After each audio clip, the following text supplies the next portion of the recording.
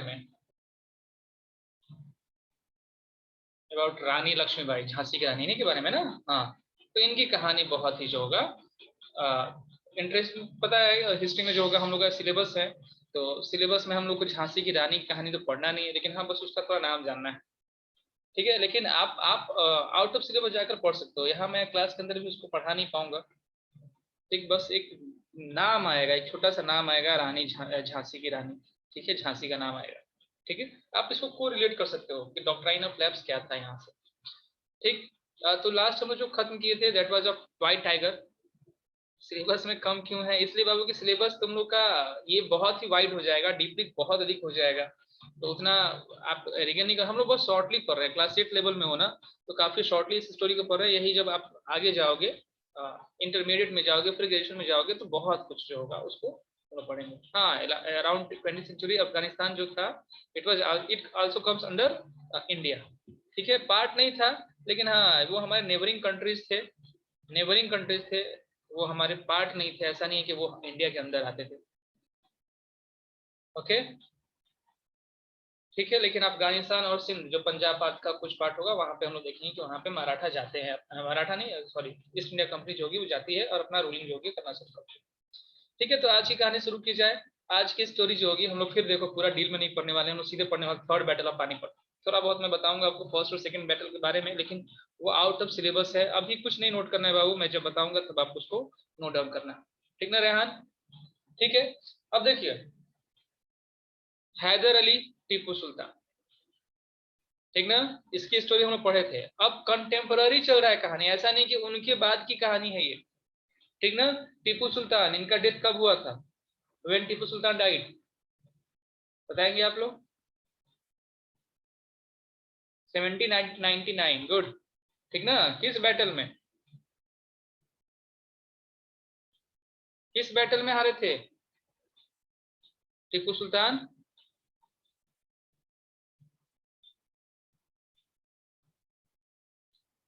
Fourth Anglo Mysore वार, ठीक ना, battle of Srirangapatna, ठीक है, सही है। पर में श्रीरंगपट्टनम को वो जो था डिफेंड करते हुए उनका वो डेथ कर गए थे, ठीक। तो देखो हम लोग उससे कंटेम्परेरी, यानी कि एक तरफ जहां वहां कहानी चल रही है, उधर इधर भी कुछ हो रहा है, तो हम लोग यहाँ पे 1761 में पहले पहुंचते हैं, ठीक ना। तो 1761 में थर्ड बैटल हुआ, थर्ड बैटल ऑफ पानीपत में मराठा जो थी, मराठा हार चुके थे, और इनका मूड यही था, ये मुगलों के साथ होता है बैटल, अंग्रेजों के साथ नहीं होता है, ठीक ना, मुगलों के साथ ही इनका बैटल हुआ था। हम लोग देखेंगे थोड़ा बहुत, बस यही समझना कि 1761 में जब उनका सपना जो था कि दिल्ली पे रूल करेंगे, क्योंकि दिल्ली जो था एक मेन जगह प्लेस था जहां पे इनको रूलिंग चाहिए थी, तो उनका सपना टूट गया। शैटर्ड का मतलब होता है टूट जाना, खत्म हो जाना। अब उसके बाद क्या होंगे कि दे वर डिवाइड टू मेनी स्टेट्स, बहुत सारे स्टेट में डिवाइड थे वो जो मराठा थे। उत्कर्ष, बार बार कैमरा ऑन ना करो, डिस्टर्बेंस होती है मुझे। उत्कर्ष राज, उत्कर्ष सागर, सॉरी, उत्कर्ष सागर, ठीक ना। तो इनमें से कुछ अलग अलग डायनेस्टी थी मराठाओं के अंदर, बहुत सारे डायनेस्टी के लोग थे, जैसे सिंधिया हैं, होलकर हैं, गायकवाड़ हैं, भोसले हैं, ये जो होंगे वो वहां के डायनेस्टीज थी, मतलब कि इन सब से मिलकर, सब अलग अलग रूल करना चाहते थे, इन सब से मिलकर ये बना हुआ था मराठा एम्पायर जो, ठीक। और ये सबके एक ही पर्सन के अंदर काम करते हैं, जिसको हम लोग बोलते हैं पेशवा। नाम सुनी होगी तुमने, पेशवा बाजीराव, एक मूवी भी आई हुई थी, बाजीराव मस्तानी, ठीक ना।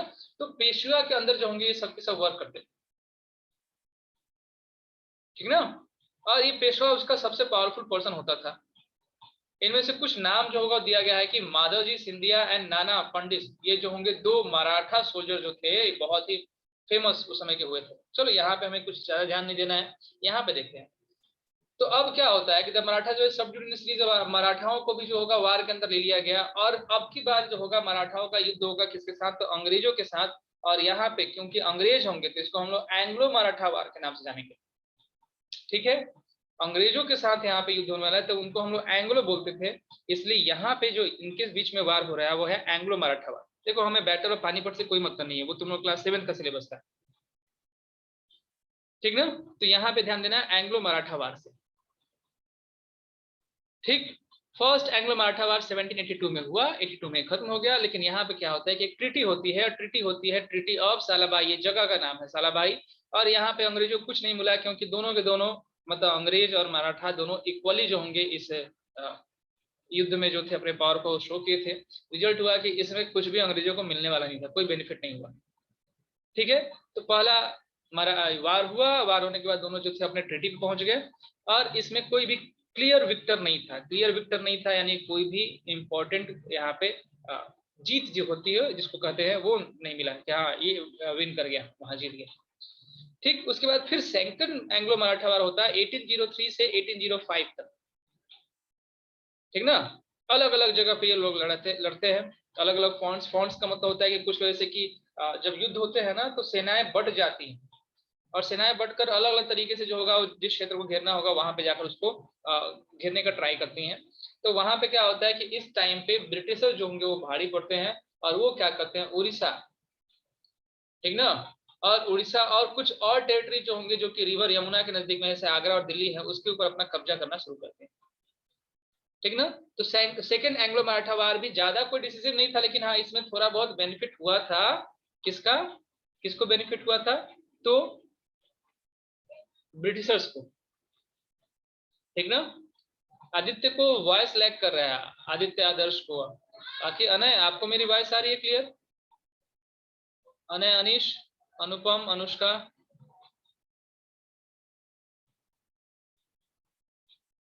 आ रही है ना? आदित्य थोड़ा सा एक बार ना मोबाइल को स्विच ऑफ करके स्विच ऑन कर लो, ठीक ना, रीस्टार्ट कर लीजिए मोबाइल को, नेटवर्क कनेक्शन जो होगा वो ठीक हो जाएगा। ठीक है, इधर से कोई प्रॉब्लम नहीं है बाबू, आप लोग के पास जो होगा नेटवर्क कनेक्शन थोड़ा वीक होगा इसलिए प्रॉब्लम हो रही है, नहीं तो अगर मेरे तरफ से कोई प्रॉब्लम होती तो सबके लिए लैग करता है। ओके, तो देखो सेकेंड वार में थोड़ा सा बेनिफिट किसको हुआ है, तो ब्रिटेन को हुआ है। ब्रिटेन यानी कि इंग्लिश ईस्ट इंडिया कंपनी। और थर्ड एंग्लो मराठा वार होता है उसमें तो उसने पूरे के पूरे मराठा को क्रश ही कर दिया, और क्रश करने के बाद जो था पेशवा का जो पोस्ट था उस पेशवा के पोस्ट को ही हटा दिया।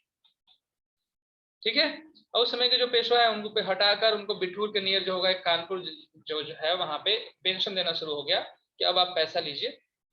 ठीक, और उसके बाद उनकी पूरी की पूरी टेरिटरी पे जो होगा अंग्रेजों का कब्जा हो गया। सिंपली देखिए यहाँ पे बस आपसे क्वेश्चंस क्या पूछे जाएंगे कि कितने युद्ध हुए थे, कितने वार हुए थे बिटवीन एंग्लो या east India company and Maratha, कितने वार हुए?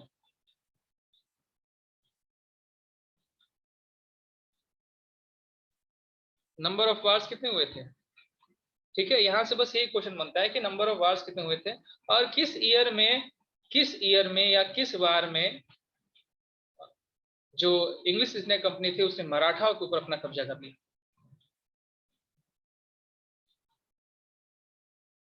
चार वार कहाँ से हो गया आदित्य? चार बार कहाँ से हो गया? सेकंड में नहीं, सेकंड में नहीं, फोर्थ में।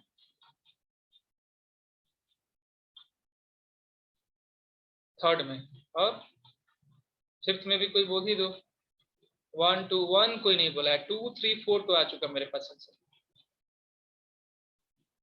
अरे तीन ही बार हुए हैं, थर्ड बार में जो होगा थर्ड एंग्लो मराठा वार था, इसमें मराठा पूरी तरीके से हार गए। ठीक है, क्लियर हुई बात सबको? समझ में आ गई है? चलिए अब जो होगा आपके सामने जो बोल्ड में दिख रहा है स्क्रीन पे इसको नोट डाउन करो। बोल्ड में शो हो रहा है ना, इसको बस नोट डाउन कर लीजिएगा, पीछे वाला कुछ भी नोट डाउन नहीं करना चाहते, नोट कीजिए।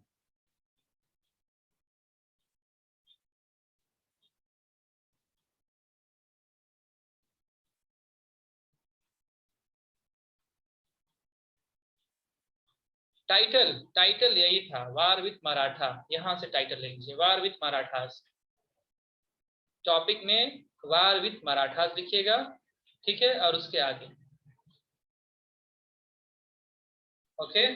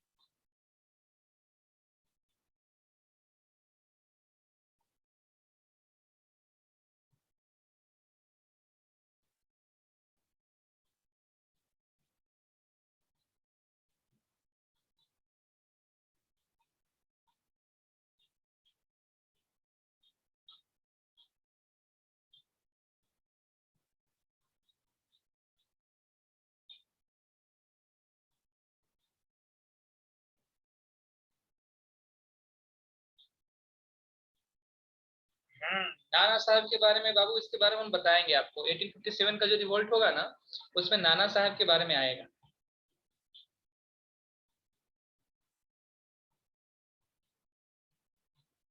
ठीक है, 1857 का रिवोल्ट बहुत इंटरेस्टिंग चैप्टर है आप लोग के लिए, और हम लोग पढ़ेंगे चैप्टर, हम लोग के सिलेबस में है द रिवोल्ट ऑफ 1857, उसमें रानी झांसी का भी नाम आएगा। ठीक, अनदर चैप्टर, अभी उस चैप्टर में देरी है, वो हिस्ट्री का 4th या 5th चैप्टर होगा, इसके बीच में 2 चैप्टर हम लोग और पढ़ेंगे उसके बाद उत्कर्ष। ठीक ना, और वही झांसी की रानी जो होगी उसी से रिलेट करती है, 1857 का रिवोल्ट में आएगा।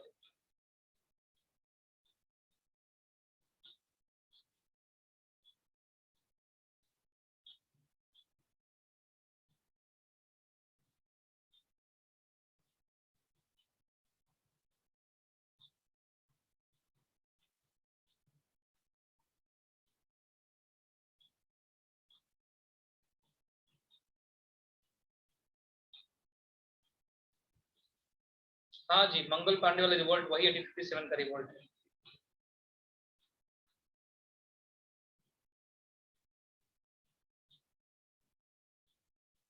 बहुत ही इंटरेस्टिंग चैप्टर है वो, काफी मजा आएगा उस चैप्टर को पढ़ने में।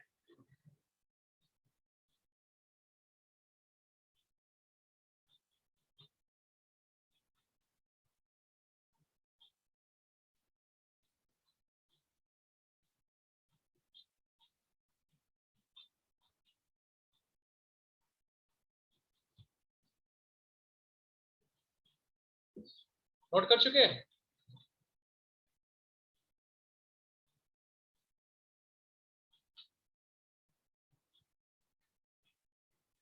ओके,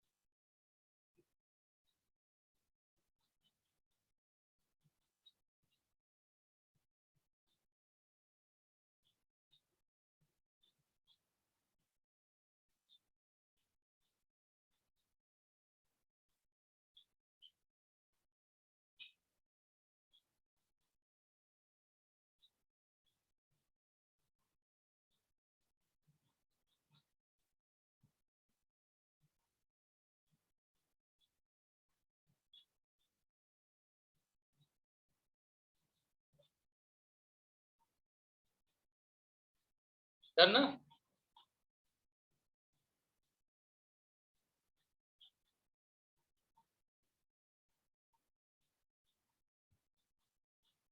देखो, एक चीज जान लेना कि इंडियंस पे जीतने के लिए ब्रिटिशर्स कभी भी अपने पावर के साथ नहीं जीत पाई है। थोड़ा मैं इसको एक बताऊं, जो थर्ड वार हुआ था, third war was between Peshwa Bajirao second थे उस समय।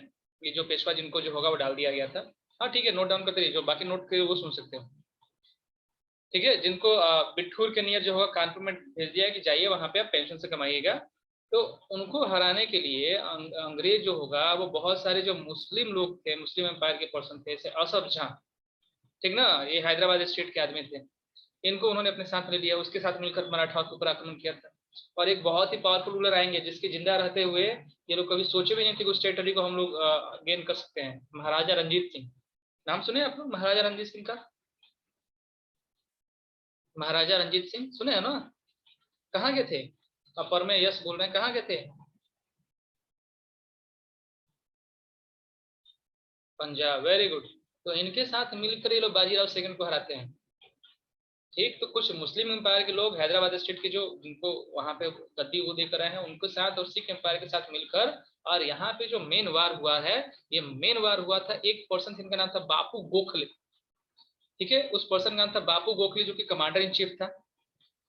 ठीक है, और दूसरे तरीके से जो अंग्रेज की तरफ से था वो था सर हॉकिंस, हेस्टिंग्स बोलते हैं उसको, सर हॉकिंस नहीं, हेस्टिंग्स। ठीक ना, फ्रांसिस हेस्टिंग उसका नाम था। जॉन मैकलम था, हिस्लॉप था, ये सभी मिलकर और बाकी जो 2 लोग थे उनके साथ मिलकर, मतलब कि सिख और हैदराबाद एम्पायर मिलकर मराठाओं को हराए थे। और तब तक मराठा पावर बहुत अधिक बढ़ चुकी थी। याद होगा मराठा जो था वो 3rd एंग्लो माइजोर वार में भी आई थी, ठीक है, 4th एंग्लो माइजोर में भी वार में भी आई थी मराठा। तो मराठाओं का कब्जा तब तक हो चुका था ऑलमोस्ट द कंट्री पे। और मराठाओं के हारने का मतलब हुआ है कि पूरी की पूरी कंट्री अब सीधे ब्रिटेन के हाथों में जाएगी। समझ में आई बात? ठीक है, आपको ज्यादा फैक्चुअल बात से मतलब नहीं है, किसके बीच में हुआ, कौन बाजीराव थे, किसके साथ वो लोग संधि किए, मुझे मूड किया तो मैंने बता दिया। लेकिन आपको बस इतना ही याद रखना है कि 3 बार फाइट किए गए थे, 3rd बार में वो लोग जीत गए। Is it clear? याद रहेगा? थोड़ा बहुत डेट्स याद कर लीजिएगा, 1782, 1803, 1805 एंड 1817, 1819। ठीक ना? किसी ने क्वेश्चन नहीं किया, लेकिन मैं आपको बता रहा हूँ, थोड़ा बहुत नोट कुछ भी नहीं करना है यहाँ पे। ध्यान देना सब कि बैटल ऑफ पानीपत, पानीपत एक जगह है, ठीक है, और वहां पे 3 वार लड़े गए हैं। एक फर्स्ट वार जो था सिर्फ राज के लिए लड़ते थे भाई। अगर हम तुमसे ब्रिटिश, आते हैं आपकी बात पे, थोड़ा यहाँ पे देख लीजिएगा ना, अपने क्वेश्चन को बाद में रिपीट करना, ठीक ना, मैं आंसर करूंगा उसको। तो first battle of Panipat was fought between the invading force of Babur and Lodi empire. Sikandar Lodi का तुम नाम सुने होगे। तो बाबर और लोधी के बीच में हुआ था, लोधी डायनेस्टी के बीच में पहला बार हुआ था, जिसमें बाबर जीता था। और जीतने के बाद यहीं से मुगल डायनेस्टी जो थी भारत में बिगिन करना शुरू कर दी थी। नोट कुछ भी नहीं करना है। सेकेंड बैटल जो था वो लड़ा गया था हेमचंद्र विक्रमादित्य यानी कि हेमू, और उसके बाद जो था अकबर के बीच में लड़ा गया, जिसमें भी अकबर जो था वो जीत गया। अकबर का एक बहुत ही फेमस सेनापति था बैरम खान, उसने हेमू को हराया था। ठीक है, 2 युद्ध। ठीक, और उसके बाद 3rd बैटल ऑफ पानीपत जिसमें हम लोग अभी देखे हैं, तो ये हुआ है मुगल एम्पायर, ठीक है, मुगल एम्पायर और अफगानिस्तान ये दोनों मिलकर जो था ये लड़े हैं किसके अगेंस्ट? ठीक है, तो मराठाओं के अगेंस्ट ये लोग लड़े थे। जो 3rd बैटल ऑफ पानीपत हमने देखा 1761 के बाद इनकी स्थिति जो थी वो बिगड़ गई। समझ में आई बात? ज्यादा कुछ इसमें ध्यान नहीं देना है, लेकिन हाँ अगर जानना हो फर्स्ट सेकंड और थर्ड, फर्स्ट और सेकंड बहुत ही इंपॉर्टेंट होते हैं, एग्जामिनेशन में आते हैं आप लोग के नहीं आगे। स्टोरी समझ में आई सबको?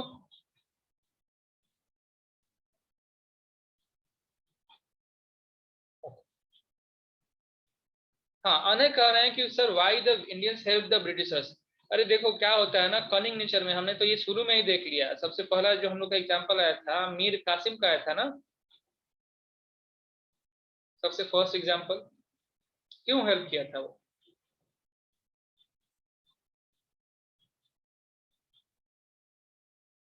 गद्दी के लिए हेल्प करते हैं, ठीक है, मीर कासिम, मीर जफर, ये सब के सब हेल्पर ही थे उसके, पपेट थे। अरे दोनों की बात कर रहे हैं हम, दोनों की बात, दोनों मिलकर रूल कर रहे थे ना, मीर कासिम भी और मीर जाफर भी पपेट नवाब थे ना।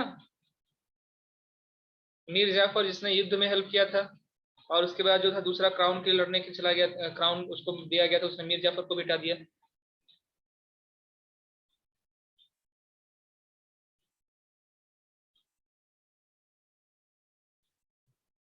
हाँ बिल्कुल थे, बाजीराव पेशवा जो है, माधवराव सिंधिया, ये लोग जो थे ये बहुत ही पावरफुल रूलर थे, ठीक ना। और बाजीराव सेकंड भी कोई कमजोर रूलर नहीं थे, ये भी पावरफुल थे।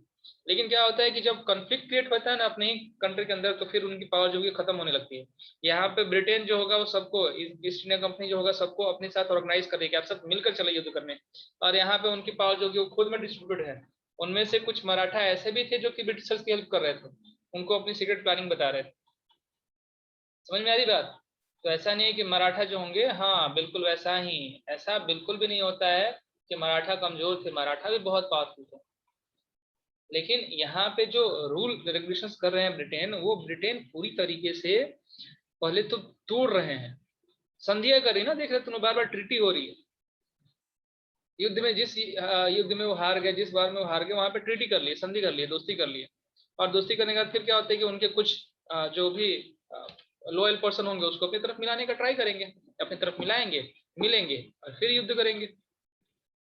ठीक, आपको लगेगा कि सामने वाला पर्सन जो मेरे साथ लड़ रहा है वो मेरे लिए लड़ रहा है, लेकिन एक्चुअल में वो आपके अगेंस्ट है, ठीक ना। और ये सिर्फ किसके कारण होता है? तो ग्रीड के कारण। और ग्रीड किसकी? तो क्राउन की, गद्दी की ग्रीड। ठीक है, समझ में आ रही बात?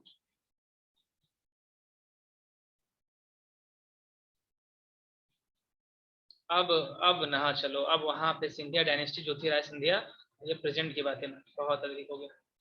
चलिए अब देखते हैं, अब क्लेम कर रहे हैं लोग कि अब हमारी जो होगी पैरामाउंटेसी आ गई, यानी कि सबसे बड़े सबसे उच्च जगह पे हम हैं वही। नहीं भाई, महाराष्ट्र, अभी तो मैंने कहा कि मराठाओं ने लगभग इंडिया पे अपना कैप्चर कर चुके थे, तो उड़ीसा से शुरू हुआ है ना, मराठा अब सिर्फ महाराष्ट्र में नहीं, महाराष्ट्र उनका बेस था। मुगल सिर्फ दिल्ली में नहीं थे, सब जगह थे, है ना। तो बहुत ही एरिया को वो लोग कैप्चर करके रखे हुए थे, सिर्फ महाराष्ट्र में नहीं थे। चलिए यहाँ देखिए, अब वो क्लेम करते हैं कि अब यहाँ पे जो सबसे बड़ी पावर है वो कौन सी है, तो वो है ईस्ट इंडिया कंपनी, यानी कि ब्रिटेन की। लग रहा है ना कि पावर इनका बढ़ रहा है। ठीक है, नॉर्थ के कुछ पार्ट को छोड़ दीजिए, आप जो जम्मू एंड कश्मीर का जो एरिया आपके दिमाग में आता है उसको थोड़ा भूल जाओ, उस एरिया पे अभी इनका पावर नहीं है। ठीक, लेकिन और लगभग जगह पे ये लोग अपना पावर करना शुरू करते हैं। 1 मिनट में आपको शो करता हूँ, जरा वेट कीजिएगा।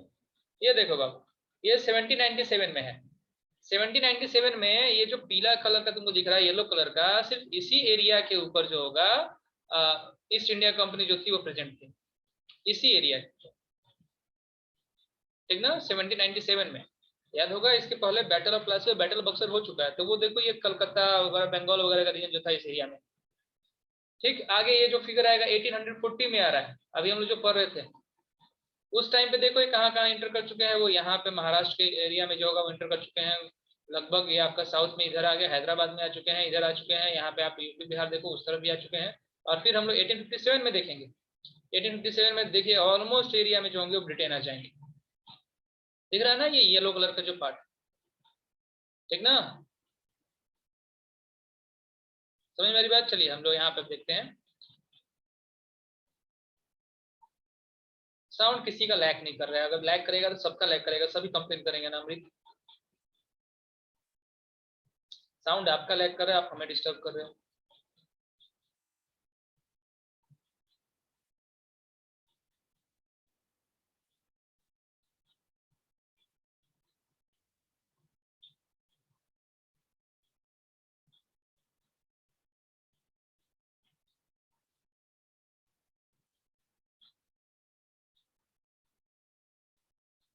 पूर्णिमा,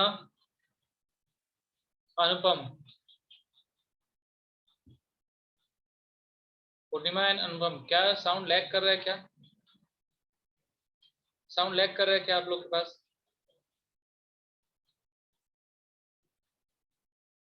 या सभी अनम्यूट, आप अनम्यूट करो तो पूर्णिमा।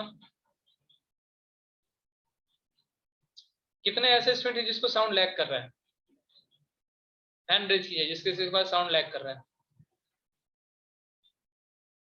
एक उज्जवल सागर है, सागर वाले सभी की सभी लाइन अपने आएंगे, मुझे पूरा कंफर्म है। उज्जवल सागर, अमृत सागर, नेक्स्ट वन। ये सिर्फ सागर टाइटल वाले के साथ प्रॉब्लम होती है, बस दो ही का हैंड रेज हुआ। और जिसको इसके पास साउंड क्लियर है, नहीं नोट नहीं करना है, वो जरा सब जो होगा वो यस वाले ग्रीन टिक कीजिए। तो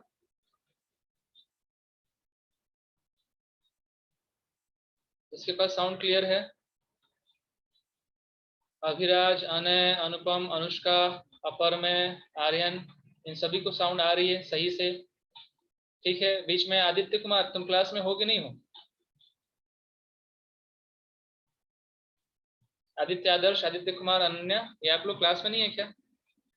आपने दोनों में से कोई भी रिस्पॉन्स नहीं दिया।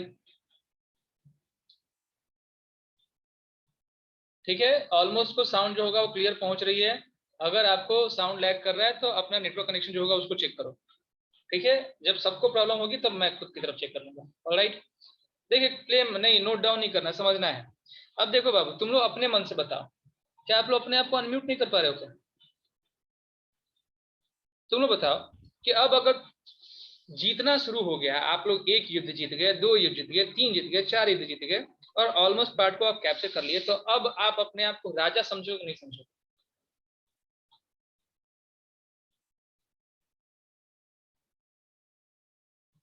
समझ में आया ना? समझेंगे ना?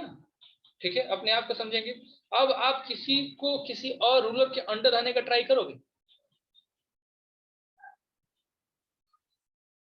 और आप किसी और रूलर के अंदर रहना चाहोगे? नहीं। और ये जो ग्रीड है, ये ग्रीड बढ़ेगी नहीं बढ़ेगी, हमें अपने आप एरिया को और बढ़ाना है, ये ग्रीड बढ़ेगी नहीं बढ़ेगी?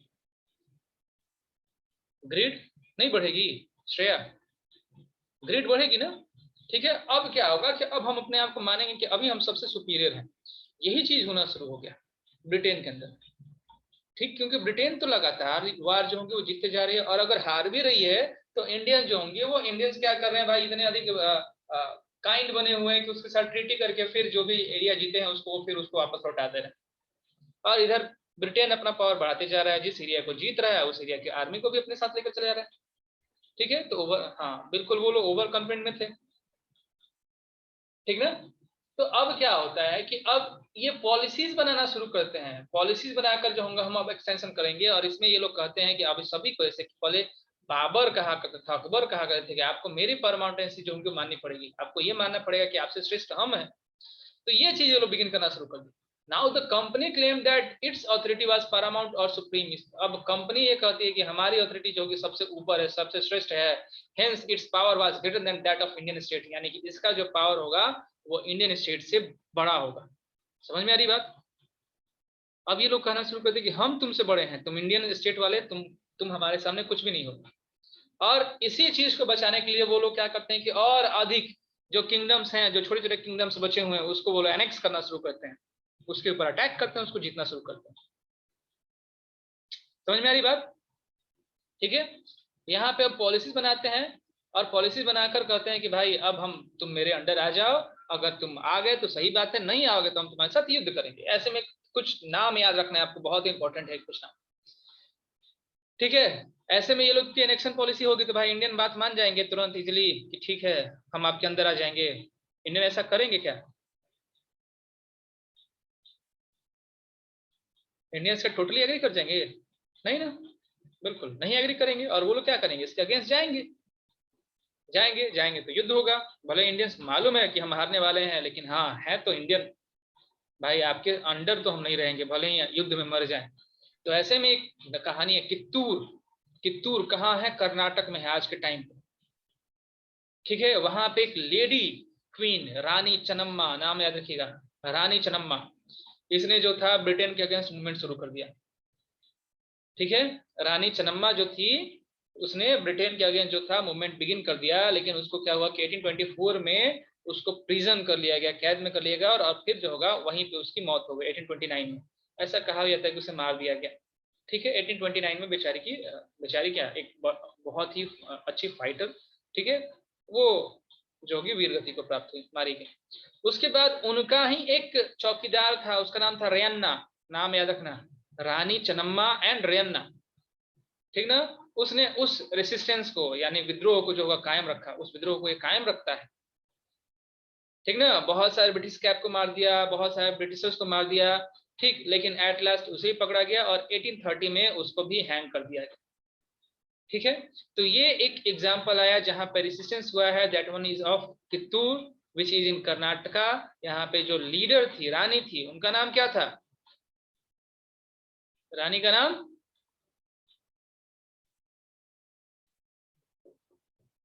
हाँ सही है, ठीक है। बस दो आंसर है, ठीक है चलो, रानी चन्नम्मा। और उनका चौकीदार था रयन्ना। चन्नम्मा मरती है 1829 में और रयन्ना मरते हैं 1830 में, ठीक ना। ये पॉइंट आपके लिए इंपॉर्टेंट है, इसको नोट डाउन कर लो दोनों को, ठीक है। ये जो है आपके सामने बोल्ड में ही है, उसको नोट डाउन कर लीजिए। सर हेडिंग क्या है, द क्लेम ऑफ पारा माउंटेन्स। सर सर वो ये नेक्स्ट वाला पेज खोलिए ना जहाँ पे लिखना है सर। अच्छा, ये यहाँ पे पहले हेडिंग लिख लो और फिर नोट डाउन। सर यहाँ पे स्टेट ऑफ कित्तूर से ना लिखना है सर। हाँ हाँ, स्टेट कित्तूर से लिखना है, यस यस। कित्तूर से।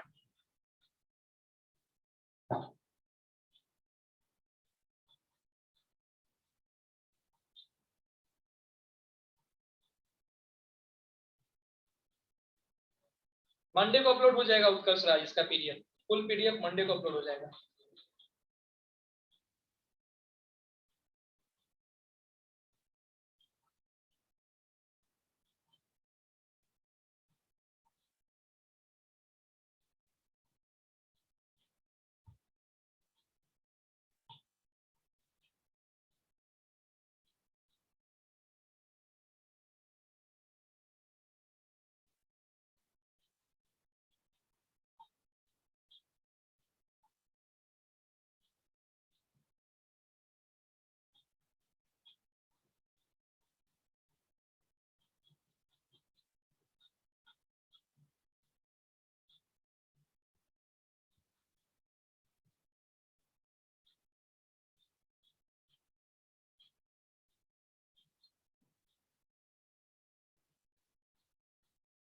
उत्कर्ष बोलिए, क्या हुआ पूर्णिमा?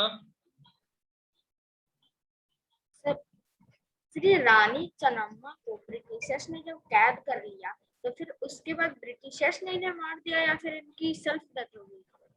अब देखो ये चीज जो होगा ये मैटर ऑफ कॉन्फ्लिक्ट है कि ब्रिटिशर ने इसे मारा कि उसकी खुद डेथ हो गई।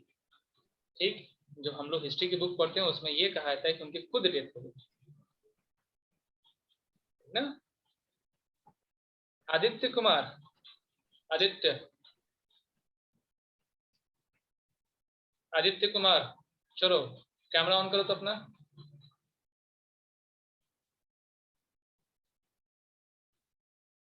जरा बाबू कॉपी दिखाओ तो, शो मी योर कॉपी, कहाँ नोट कर रहे हो आप?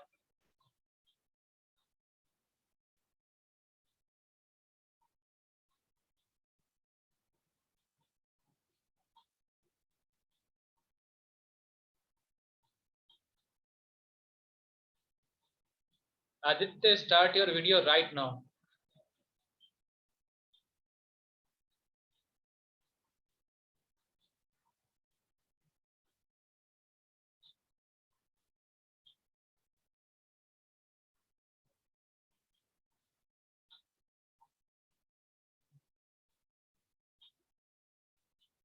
अनीश, अनीश सिंह,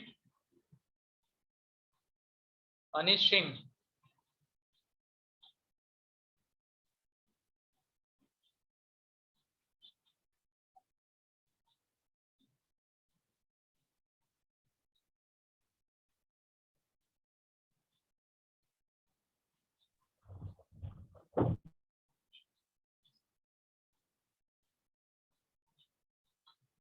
ठीक है। ये दो स्टूडेंट्स जिनको मैंने कहा अभी, आदित्य कुमार और अनीश सिंह, क्योंकि रिस्पॉन्स नहीं कर रहे हैं तो इन्हें क्लास से आउट करना होगा। आदित्य, लास्ट चांस आप दोनों के लिए, आदित्य कुमार एंड अनीश सिंह, या तो आप खुद क्लास लीव कर दो या फिर मैं क्लास से आउट करूंगा।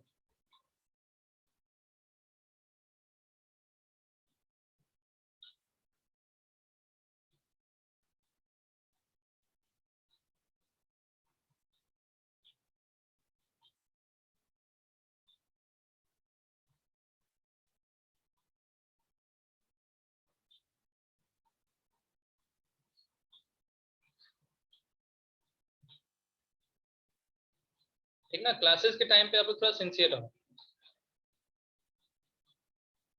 ओके, आगे बढ़ते हैं।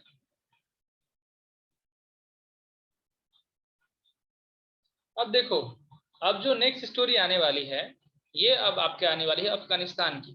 तो अफगानिस्तान में कुछ खास बात नहीं।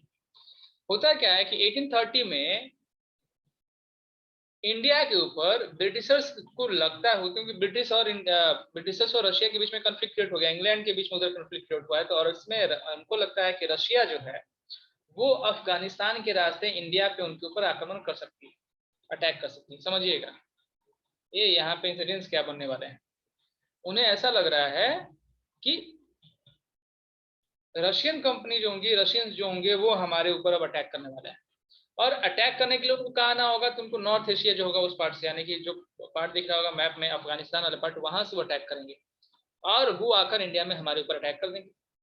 तो उससे बचने के लिए इसी डर में उन्होंने क्या किया कि वो अफगानिस्तान के ऊपर जो होगा वहां के जो रूलर्स हैं उसके साथ उन्होंने दोस्ती करना शुरू किया और फिर उसके मैटर में उन्होंने इंटरफेयर करना शुरू कर दिया और फिर इनडायरेक्टली वहां पे उन्होंने अपना रूल जो था एस्टेब्लिश कर दिया। ये तो इंडिया में देख रहे हो क्या वो लोग कर रहे हैं, ठीक ना। तो फिर क्या होता है कि वहां के लोग जो होंगे रेसिस्ट करते हैं, रेसिस्ट लोग करना शुरू किया। बदले में क्या हुआ कि कंपनी उनको हराती है और हराने के बाद अफगानिस्तान को अपने कंट्रोल कर ली। और फिर अफगानिस्तान से ही पास का एरिया था वो था सिंध, ठीक है, उसने सिंध को भी कंट्रोल कर लिया। अब सिंध के पास में मिला पंजाब, लेकिन पंजाब वाला जो रूलर है महाराजा रणजीत सिंह, ये बहुत ही पावरफुल है और इसके अगेंस्ट इनके लड़ने की क्षमता नहीं है। तो इन लोग जो होंगे ये क्या करते हैं, ये वेट करते हैं। किसका वेट करते हैं? तो रंजीत सिंह का डेथ का, ठीक है। और रंजीत सिंह के डेथ के बाद ये लोग फिर पंजाब के ऊपर अटैक करते हैं और पंजाब को अनेक्स कर लेते हैं, ठीक ना। तो बस 3 लाइन में 3 एरिया आपके अनेक्स कर दिए गए। अफगानिस्तान अनेक्स हो गया, सिंध अनेक्स हो गया और अब कौन हुआ? पंजाब। पंजाब के बारे में हम लोग थोड़ा डील जानेंगे, ठीक ना। बोल्ड में जो होगा उसको नोट डाउन कर लीजिए आप लोग।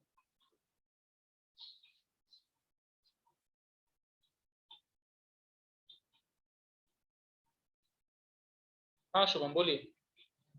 सर एक बार टाइटल बता दीजिए। टाइटल लिखिएगा अनेक्शन ऑफ सिंध पंजाब एंड अफगानिस्तान, उसी के अंदर चल रहा है बाबू। क्लेम ऑफ पैरामाउंट सी है ना, उसी के अंदर चल रहा है।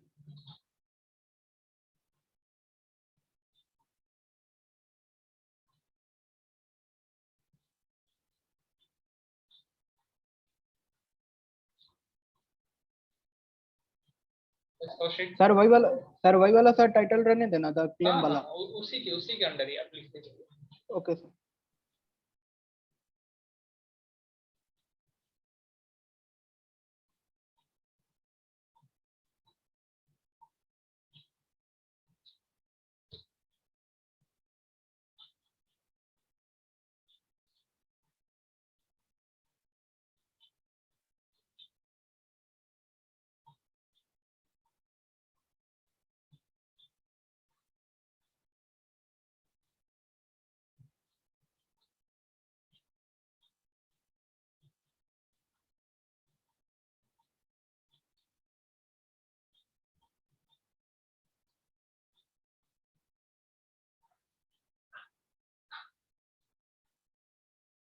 आपको बस यही देख लिखना है पंजाब के बारे में, हम इसको पूरा डील करेंगे अच्छे से, थोड़ा बहुत समझेंगे। शुभम हैंड रेज है आपका? नहीं सर वो पहले का ही था, एक मिनट रुकिए।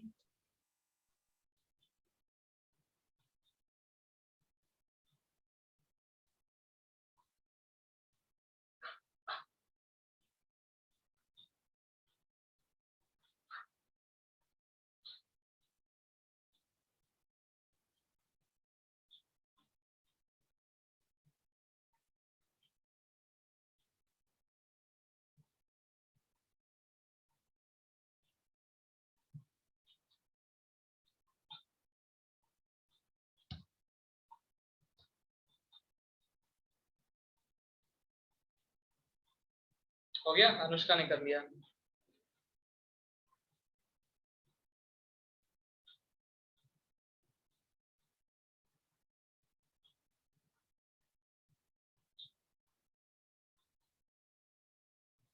डन।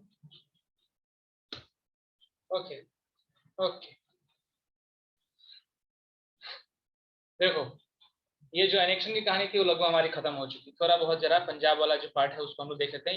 यही जो था उसको मैंने फिर से अगले लाइन पे जो होगा उसको लिखा है कि लेक्स लाइन में पंजाब आता है। पंजाब में जब तक महाराजा रंजीत सिंह थे तब तक ब्रिटेन ने उसके ऊपर आक्रमण बिल्कुल भी नहीं किया।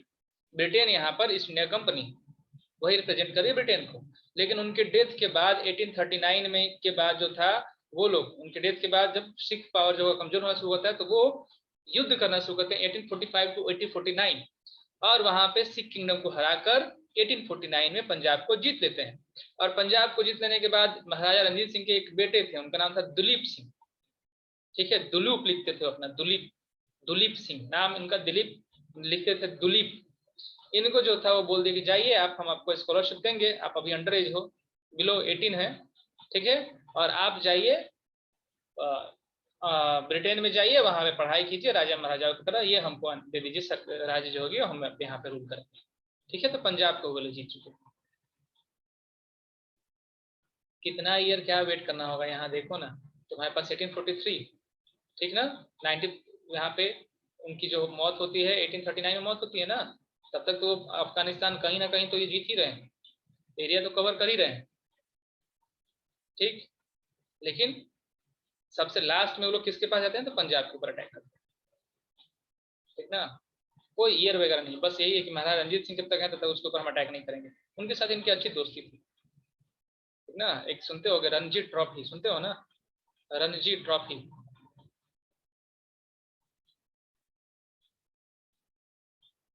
सुने आप सभी रणजी ट्रॉफी को? ये रणजी ट्रॉफी इन्हीं के नाम पे है, महाराजा रंजीत सिंह के नाम पे है रणजी ट्रॉफी। ब्रिटिशर्स के बड़े अच्छे दोस्त थे ये। और इंडिया के ऊपर अगर ब्रिटेन रूल कर पाया है तो that is only because of the Indians. अगर इंडियन उसको हेल्प नहीं करते तो ब्रिटेन की कभी क्षमता नहीं थी। हाँ, ये नोट डाउन करना है आपको बाबू, ये नोट डाउन करना है आपको, उनकी कभी कैपेसिटी नहीं थी कि वो लोग इंडिया के ऊपर रूल कर पाते।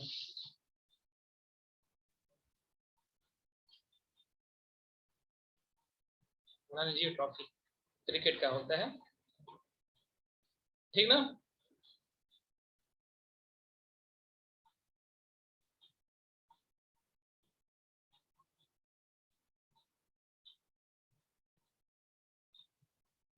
खान को बताइए। सर इसका टाइटल लिख देना, अब नेक्स्ट 3 लाइन वाज पंजाब। सीधे पंजाब लिखो ना, सीधे पंजाब लिखिए टाइटल में, पंजाब लिखिए, उसके बाद शुरू कर दीजिए, बिगिन कर दीजिए। Okay sir, okay sir.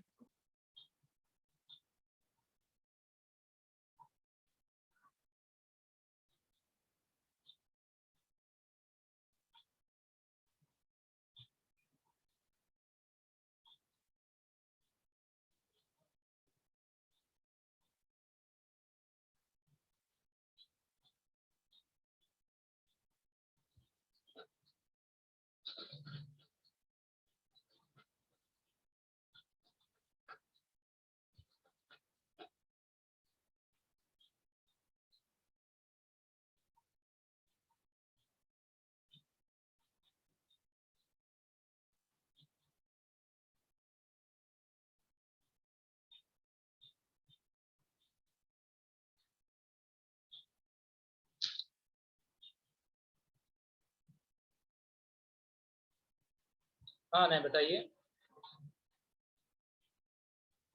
Anay बोलो। Yes sir. तो सर क्या ये जो अब आपने लिखा है कि हरा के और पंजाब एनेक्स कर लिया, तो सर क्या ये अभी भी चल रहा है? मतलब कोई कंट्री अगर किसी कंट्री को हरा देता है तो उसका जगह उस कंट्री का हो जाता हाँ है? वो अभी भी चलता है, अभी भी चलता है वो चीज़, अभी वो कंडीशन क्रिएट होते हैं। जैसे इराक का तुमने नाम सुना होगा, बगदाद Yes, का नाम सुना होगा। इस एरिया पे अमेरिका ने अपनी परमानेंसी डाल दी है, अटैक करते हैं, अटैक करने का तो कंट्रोल लेते हैं, ये अभी भी चलता है। ओके। हम लोग को भी करना चाहिए ना पाकिस्तान के ऊपर अटैक।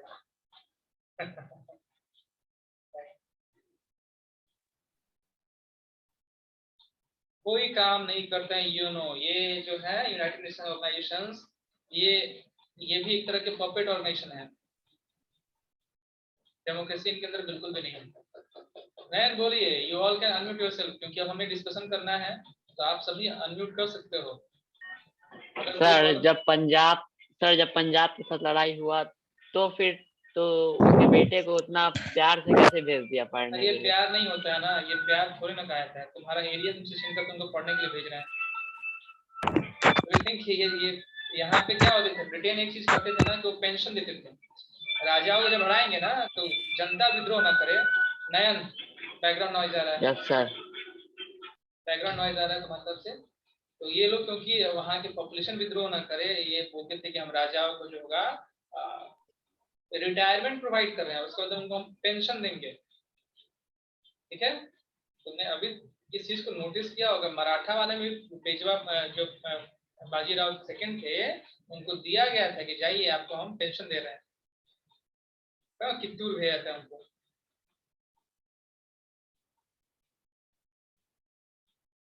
ठीक है, अब तुम लोग जो होगा टॉपिक से बाहर कुछ उनकी भाई कुछ नहीं है हमारे सिलेबस में। चलो सभी कोई समझ चुके? ठीक है, एरिया जीतते चला गया है कौन? ब्रिटेन। तो अब मुझे जरा थोड़ा सा कंक्लूड कीजिए, सबसे पहला एरिया जो ब्रिटेन ने जीता किस बैटल में, और किस एरिया को उसने जीत लिया? सबसे फर्स्ट एरिया जिसको उसने जीता। अनम्यूट करके भी बोल सकते हो तुम लोग। युद्ध था, बैटल ऑफ प्लासी था, that was battle of Plassey. Battle of Plassey 1757 का। एरिया कौन सा जीता था ब्रिटेन ने? सर बंगाल का। बंगाल। सर एरिया था बंगाल और बैटल था बैटल ऑफ प्लासी। बैटल था बैटल ऑफ प्लासी। दूसरा कौन था? Sir Bihar, Orissa and Bengal. Bengal province के अंदर बिहार, उड़ीसा एंड बंगाल। कौन से बैटल में? Battle of Buxar. Battle of Plassey. कब हुआ है battle? Plassey sir. Sir Plassey हुआ है। सर। ये प्लासी था। बंगाल बिहार यस। बक्सर था। No sir, battle of Buxar था। बस बैटल ऑफ बक्सर, ये बैटल ऑफ बक्सर था, बैटल ऑफ प्लासी नहीं था। ठीक ना? उसके बाद बैटल तो सर प्लासी में कोई जगह कंक्वेयर हुआ था एंग्लो के द्वारा, एंग्लो से? एंग्लोज ने कोई कंट्रोल प्लासी किया में था ही जगह? बैटल ऑफ प्लासी के Okay. बाद ही ना उन्होंने जीत लिया था बंगाल को। तो सर आपने बोला बैटल ऑफ बक्सर के बाद बंगाल प्रोविंस पूरा अंडर आ गया, प्रोविंस, बंगाल प्रोविंस के अंदर 3 एरिया आ गए। उड़ीसा बिहार 2। हाँ, उड़ीसा एंड बिहार ऐड हो गया बंगाल के साथ। यस। ठीक है, उसके बाद फिर एक पॉलिसी आती है, पॉलिसी का नाम था, उसके बाद हमने एक पॉलिसी पढ़ी थी, subsidiary alliance. Lord Wellesley subsidiary alliance. Subsidiary alliance. उसके अंडर उन्होंने जीत लिया था एक बड़ा ही पावरफुल एरिया, कौन सा? Awadh and Hyderabad sir. नहीं, अवध। हैदराबाद एंड अवध। अवध, ठीक अवध है। सर। और उसके बाद Yes. क्या होता है कि फिर पहुंचते हैं वो लोग कहाँ पे? टीपू सुल्तान वाला, एंग्लो माइजर वाला। हाँ, जहाँ पे फिर क्या होता है, एक बार सब्सिडी अलायंस होता है तो फिर अगला हुआ था क्या? एंग्लो माइजोर वार। क्लियर है? एंग्लो माइजोर। एंग्लो माइजोर में पहले रूलर कौन थे? सर हैदर अली। हैदर अली। सेकेंड वार में कौन थे हेड? टीपू सुल्तान। टीपू सुल्तान। नहीं, सेकेंड वार में कौन हेड थे? सेकंड में भी हैदर अली डाइट हैदर अली। हैदर अली, लेकिन उनकी मौत रहती है। और फिर रूलर बनते हैं कौन?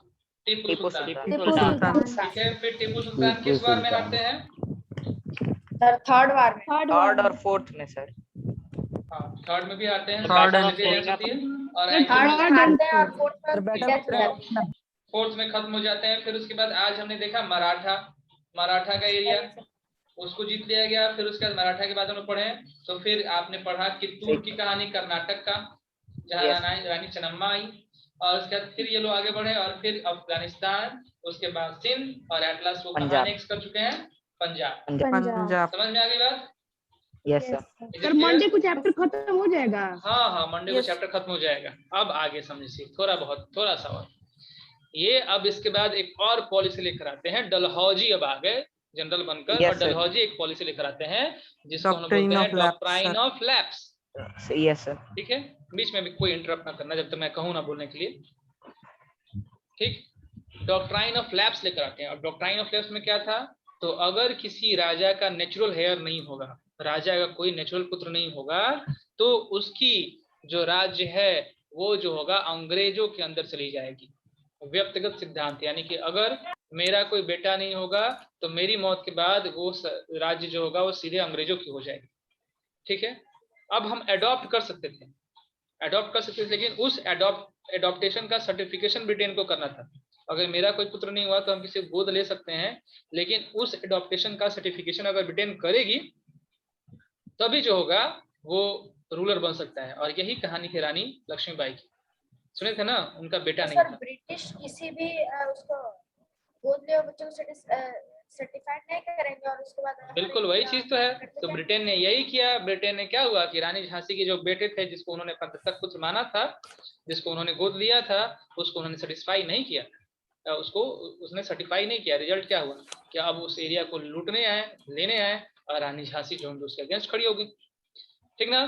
तो डलहौजी, लॉर्ड डलहौजी लेकर आते हैं एक नई पॉलिसी 1848 में। ठीक ना, देखो यहाँ पे हम लोग खत्म किए हैं कहाँ तक? 1849। उसी टाइम पे डलहौजी लेकर आए 1848 से 1856 तक। और इसका नाम था, इसी टाइम पे था इनका, ये पॉलिसी थी डॉक्ट्राइन ऑफ लैप्स। और उसके बाद लिखा हुआ है कि the doctrine of lapse declared that if an Indian ruler died without a male heir his kingdom would lapse. Lapse का मतलब क्या होगा? कंपनी के अंडर चली जाएगी। और इसके आधार पर उन्होंने सतारा, संबलपुर, उदयपुर, नागपुर एंड झांसी, इन सभी एरिया को कैप्चर कर लिया। समझ में आई बात? 1854 तक की कहानी। ठीक ना, बस एक लाइन लिखना है। और अगर आपको पता है कि डॉक्ट्राइन ऑफ लैप्स में क्या था तो नोट डाउन करने की कोई जरूरत नहीं। मुझे पता है कि सबको पता होगा, सबको मालूम हुआ कि डॉक्ट्राइन ऑफ लैप्स के अंदर क्या था। ठीक ना। सर जम्मू कश्मीर अभी तक बचा हुआ है। हाँ, जम्मू एंड कश्मीर जो होगा वो अभी तक सर बचा पीछे हुआ है। कर दीजिए स्लाइड, अभी देख रहे हैं सर। हाँ, उसको ब्रिटेन जो होगी वो हड़प नहीं पाई।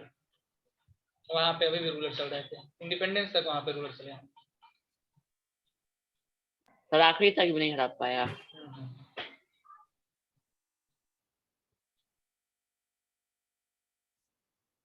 देख लीजिए, एक बार पढ़ लीजिए। सर अभी लिख रहे हैं सर, थोड़ा सा रुकिए। ठीक है, नोट डाउन कर लो।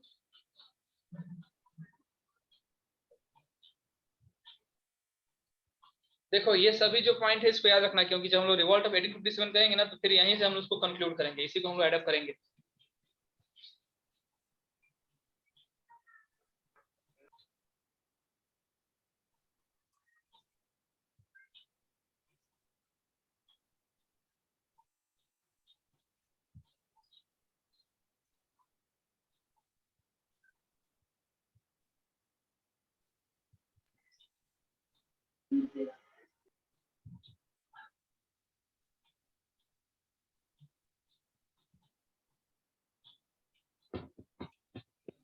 डन।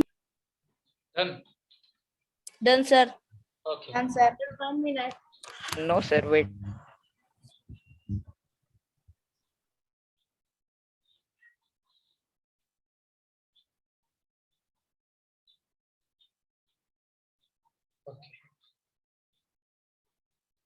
जो भी नोट डाउन कर लो ना, थम्स अप जो होगा थम्स अप साइन मुझे सेंड करते रहिए, नोट डाउन हो चुका है, मुझे पता चलते रहेगा। ओके अपर मैंने नोट डाउन कर लिया। अविराज 4 हो चुके हैं ऑलमोस्ट, यानी कि सब नोट कर चुके हैं, मोर देन 9 हो चुके हैं। ओके अब देखो झांसी एरिया जीत लिया गया, और एक एरिया सब्सिडी एरिया जिसके ऊपर रूल कर रहा था ना, वहां पे ध्यान देना है, क्योंकि यहाँ पे आएंगे एक रूलर जिसका नाम होगा बेगम हजरत महल। ठीक है, तो बेगम हजरत महल जो होंगी वो अवध के लिए अवध के लिए जो होगा वो ब्रिटेन के अगेंस्ट लड़ेंगी 1857 की रिवोल्ट में, क्योंकि अवध को उसने कहा कि अवध में रूलर जो होंगे वो सही से रूल नहीं करते हैं, और वहां के नवाब को उसने भगा दिया। ठीक ना, तो 1856 में जो होगा उसने अवध को भी अपने अंडर ले लिया, टोटली अंडर, मतलब सब्सिडी अलियांस भी नहीं है। अब अवध पे किसका रूल है, तो सिर्फ और सिर्फ ब्रिटेन का। ठीक है, तो जितने भी युद्ध करने थे हम लोग को, जितने भी वार देखने थे इंपॉर्टेंट वार्स, वो आज खत्म हो गए। ठीक ना, अब नेक्स्ट डे जो होगा, नेक्स्ट क्लास होगा विद द हेल्प ऑफ कहूत, और ओरली जो होंगे आप कुछ क्यूजेस होंगे जिसमें हम लोग इस चैप्टर को डिस्कस करेंगे। और बस हमके ये अब पढ़ना है कि ब्रिटेन जो होगा वो गवर्न कैसे करती थी। ठीक है, ब्रिटेन गवर्न कैसे करती थी, जीतने के बाद राज तो करना होगा, तो गवर्न कैसे करती थी वो इंडिया को। ठीक, समझ में आया सभी को?